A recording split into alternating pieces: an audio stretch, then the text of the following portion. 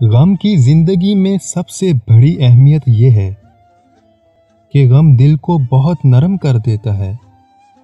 اگر غم نہ ہوتے تو انسان پتھر دل ہی رہتا، جو کسی کے ساتھ زیادتی کر کے اپنے لیے عزت چاہتا ہے تو اللہ اسے اپنے انصاف کے ذریعے ذلت دیتا ہے۔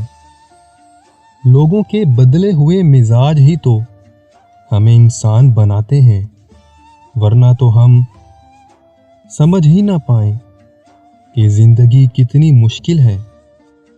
اپنے اخلاق اور کردار کو ہمیشہ عمدہ رکھو، کیونکہ اس سے خون اور خاندان کی پہچان ہوتی ہے۔